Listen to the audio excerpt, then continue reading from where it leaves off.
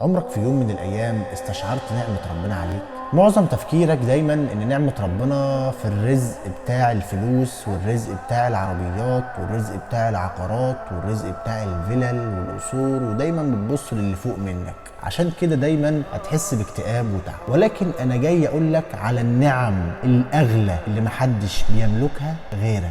أقل نعمة ممكن أكلمك عليها النهاردة هي النعمة دي. شايف النعمة دي بتفتح ايدك وتقفلها.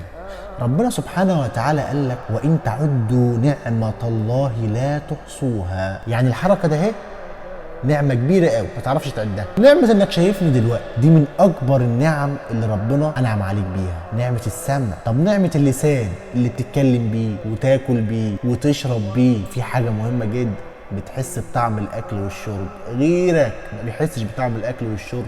يا اخي ده انت كفايه ان عندك في تلاجتك اكل يكفيك شهر، بتقدر تاكل كل يوم. اكلمك على نعمه انت مش واخد بالك منها، انك بتقعد وبتقف. غيرك بيفضل قاعد طول حياته يا واقف طول حياته، غيرك بيفضل قاعد على كرسي ما بيعرفش يقف، وغيرك القعده بالنسبه له وجع والم في الظهر. طب اقول لك على نعمه انت مش حاسس بيها وانا بكلمك دلوقتي، نعمه النفس. غيرك بيتنفس بأنبوبة أكسجين، غيرك ما بيعرفش ياخد النفس بسبب وجع صدره، ودي رسالة لكل شخص بيشرب سجاير. غيرك ممكن يشتري بماله كله نفس واحد بدون ألم، وانت بتضيعه بكل سهولة. بسبب ايه؟ حتة سيجارة ملهاش أي 60 لازمة غير إن هي بتدمر صحتك. يا أخي نعمة النوم، نعمة إنك تحط راسك على المخدة وتنام. غيرك ما بيعرفش ينام من كتر الوجع والألم، ولكن انت بفضل ربنا ونعمته عليك بتعرف تنام وتعرف تصحى. اقول لك على نعمه غاليه قوي وغيرك ممكن يدفع فيها عمره كله، نعمه انك تخش الحمام وتعمل حمام بدون اي وجع. عشان كده بنقول على شوربه الميه لما تشربها الحمد لله الذي ادخلها بكل خير واخرجها بكل شر. شويه الميه دول بيدخلوا وبياخدوا كل السموم اللي في جسمك وينزلوها في البول. نعمة الأمن والأمان والاستقرار، نعمة إنك بتعرف تنزل الشارع وتتمشى، ده أمن وأمان ونعمة من عند ربنا. إن ربنا أنعم علينا بكل النعم دي وأنت لسه زعلان إن الدنيا جاية عليك. والله أبدا،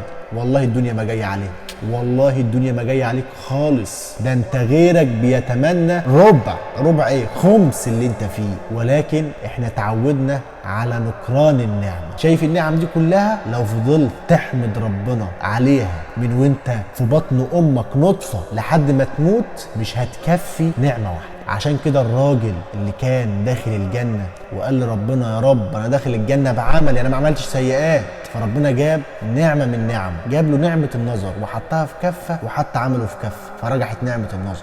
يعني مهما تعمل من خير ومهما تصلي ومهما تزكي ومهما تذكر ربنا ومهما تعمل، عمرك ما هتقدر توفي نعمة من نعم ربنا. الرسول صلى الله عليه وسلم قال من أصبح منكم آمنا في سربه معافا في بدنه عنده قوت يومه فكأنما حيزت له الدنيا بحذافيرها. رمضان كريم وكل سنة وانتم